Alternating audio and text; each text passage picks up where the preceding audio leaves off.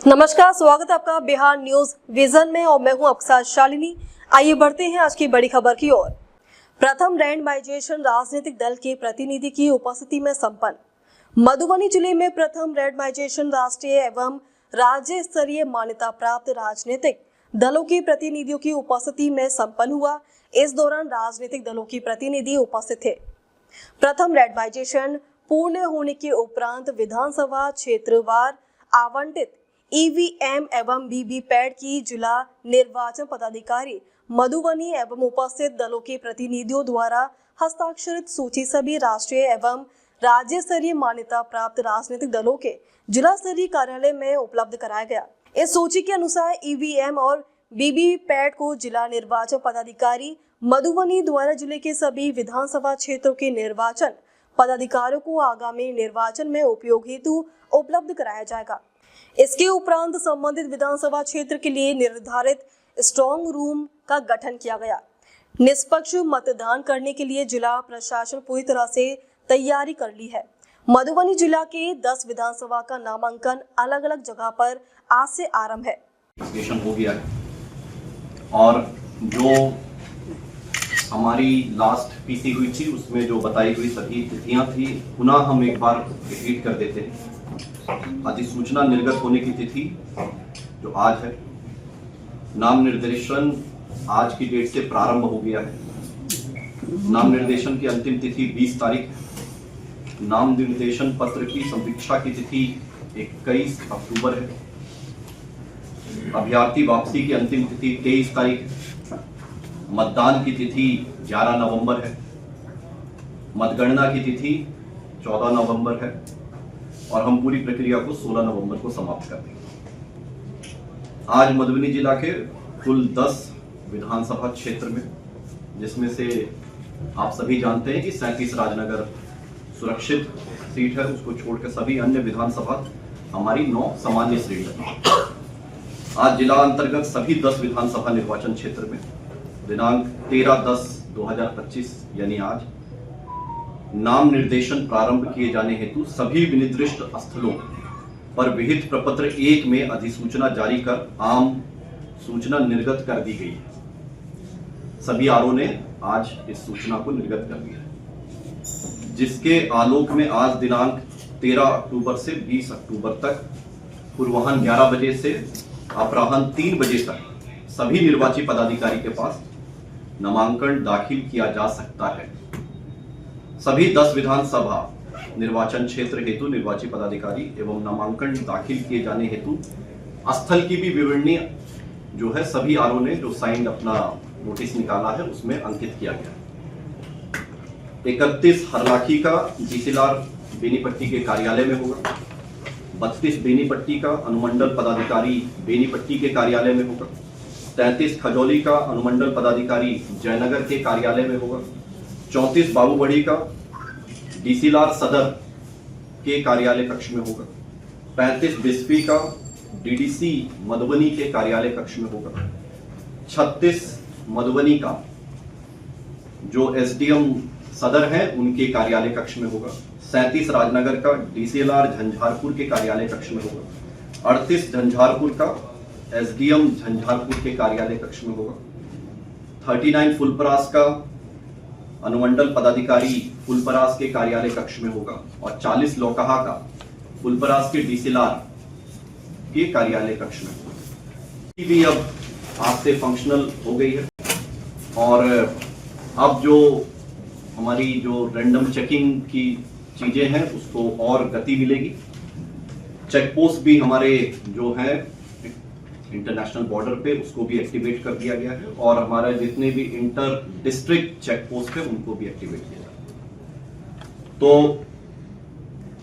Single window system जो है वह भी डीओ कार्यालय में और सभी आरओ के कार्यालय में भी फुल्ली फंक्शनल कर दिया गया है। उसका एक पूरा अलग से एक स्पेस सेग्रीगेट किया गया है। फ्रंट उसका जो है सिंगल विंडो क्लियरेंस के क्लियर कट सभी को पता चले, इसलिए बड़े बड़े अक्षरों में उसको अलग से अंकित करते हुए दिखाया गया और सभी राजनीतिक दलों को भी इस चीज से अवगत करा दिया गया। हेल्पलाइन नंबर 24/7 कार्यरत है, जो कि 1800346404 है।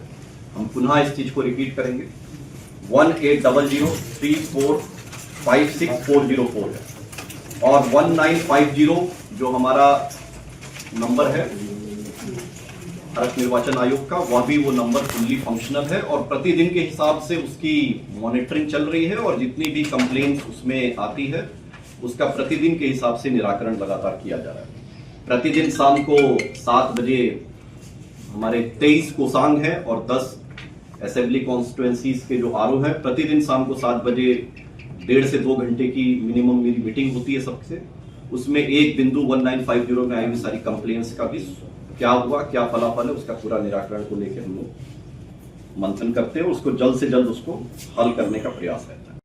जो है मतदान केंद्र को किसी भी हालत में नहीं छोड़ेगी और सभी राजनीतिक दलों से भी विनम्र अनुरोध मेरे द्वारा किया गया कि वह भी अपने सभी, अभी जब नॉमिनेशन हो जाता है 23 तारीख को हमारा जो फाइनल फॉर्म 7A आ जाएगा, तो उसमें जो कैंडिडेट हैं उनके माध्यम से भी उनके जो पोलिंग एजेंट रहेंगे वह ये मेक श्योर करें कि पोलिंग के दिन 6 बजे तक जो कंक्लूड हो रहा हमारा, और उसके बाद भी अगर लाइन लगी रहती है तो जितने टाइम तक भी कंक्लूड हो, मतदान के कंप्लीशन के टाइम उनके पोलिंग एजेंट अवश्य वहां पे उपस्थित रहें। यह उनकी भी जिम्मेदारी है और पोलिंग पार्टी की भी ये जिम्मेदारी रहेगी कि जितने पोलिंग एजेंट उस समय उपस्थित हैं हर हालत में 17C उनको हस्तगत करके ही जो है वहां से पोलिंग पार्टी अपने क्षेत्र, वहां से अपने मतदान केंद्र को छोड़ेगी। तो इस तरीके से लगातार हम लोग ये चीजें कर रहे हैं और अपनी सभी टीम को एक एक बिंदुओं पे हम लोग सारी चीजों को देख रहे हैं। बहुत स्वागत है। आपको डीएम साहब के द्वारा बहुत ही डिटेल में सारी चीजें टाइमलाइन से बता दी गई हैं। पुलिस की तरफ से मैं कुछ चीजें ऐड करना चाहूँगा। हमारी जो संपूर्ण तैयारी के बारे में पिछली बार भी बहुत डिटेल में आपको बताया था। सेकंड चरण का जो चुनाव है उसकी अधिसूचना जारी होते ही जैसे कि बताया गया है कि स्टैटिक सर्विलांस टीम और हमारे सभी चेक पोस्ट, खासतौर पे जो नेपाल बॉर्डर पे हैं और जो 3 जिले दरभंगा, सीतामढ़ी और सुपौल के साथ है, वो सबको एक्टिव कर दिया गया है। यहाँ पे हर वक्त मजिस्ट्रेट, पुलिस फोर्स और सिपाहियों की तैनाती है और कोई भी व्यक्ति अगर यहाँ से गुजर रहा है गाड़ी से या पैदल जाएगा तो उसकी पूरी चेकिंग फ्रिस्किंग की जाएगी। शराब, मादक पदार्थ, नार्कोटिक्स और इलीगल कैश, इन सबको जब्त करने के लिए ये लगातार अब चालू रहेंगे। इसके अलावा मेरे और डीएम साहब के द्वारा सभी डिस्पैच सेंटर्स और वल्नरेबल बूथ या ऐसे बूथ जहां वोटिंग पिछली बार कम रही है, लगभग हम लोग ने सभी विधानसभा में भ्रमण करके सबको कवर कर लिया है। ऐसे बूथ जो वल्नरेबल हैं इस बार, जिन कारणों से, वो भी हम लोग ने चिन्हित कर लिया। इसको वल्नरेबिलिटी मैपिंग कहते हैं। वो प्रक्रिया भी हम लोगों ने पूरी कर ली है। हमारे सेक्टर के पुलिस ऑफिसर और सेक्टर के मजिस्ट्रेट बैठे, उन्होंने हफ्ते भर इसमें काफी गहनता से काम किया और वो सारी चीजें चिन्हित करने के बाद अब हम लोग उन सारे ही लोगों पे, मैं आप लोगों को बता दूं कि ये संख्या करीब 1000 के करीब है जो हम लोगों ने चिन्हित की है। सब पे हम लोग बॉन्ड डाउन करा रहे हैं। सबको एसटीएम के यहाँ भेजा जा रहा है कि आप 5-5 लाख रुपए का बॉन्ड भरिए कि आप शांति व्यवस्था मेंटेन करके रखेंगे और यदि कोई इसमें उन लोगों ने उल्लंघन किया तो 5 लाख का बॉन्ड भी भरना पड़ेगा, हो सकता है उनको जेल भी जाना पड़ जाए। तो ये प्रक्रिया चुनाव में बहुत अहम होती है, इसको भी हम लोग कर रहे हैं।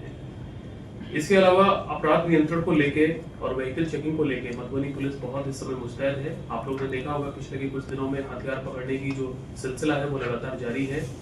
कुछ गैंग यहाँ पे अपराध की घटना करने वाले थे पिछले 1-2 दिनों में, उसको भी हम लोगों ने विफल किया है और उनके पास से हथियार, गोली और खूंखार अपराधियों को अरेस्ट करके भी हम लोग ने जेल भेजा है। तो ये सारी चीजें हैं जो मधुबनी पुलिस लगातार कर रही है। पूरी तरह से अब हम लोग तैयार हैं। हमारी बहुत अच्छी टीम बन चुकी है, सारा होमवर्क लगभग हो चुका है और आने वाले दिनों में हमारे सारे अधिकारी, हम सब लोग फील्ड पे रहते हुए इस चुनाव को संविधान के तहत और चुनाव आयोग ने जो दिशा निर्देश, नियम, कायदे, कानून तय किए हैं उसके तहत हम लोग कराएंगे। किसी भी व्यक्ति को ये मौका नहीं देंगे कि वो चुनाव में किसी भी प्रकार का कोई उपद्रव करे। यदि वो करेगा तो उस पर कठोर से कठोर कार्रवाई वो हम लोग करेंगे, जैसा कि पिछले सालों में भी किया गया है। और इन सबका मकसद यही है और मैं आप लोग के थ्रू भी मधुबनी जनता की, सभी वोटर्स को, सभी वासियों को ये भरोसा दिलाना चाहता हूँ कि निष्पक्ष, शांति प्रिय वातावरण में ये चुनाव कराने के लिए जितनी भी तैयारियां करनी होती हैं सब हम लोग निकल ली हैं, आगे भी हम लोग कर रहे हैं। तो आप लोग मतदान के दिन 11 तारीख को ज्यादा से ज्यादा संख्या में निकलिए और एक रिकॉर्ड कायम करिए मधुबनी जिला के लिए, प्रदेश के लिए और देश के लिए। अब तक के लिए बस इतना ही, फिर होगी आपसे मुलाकात। तब तक के लिए नमस्कार और देखते रहिए बिहार न्यूज विजन।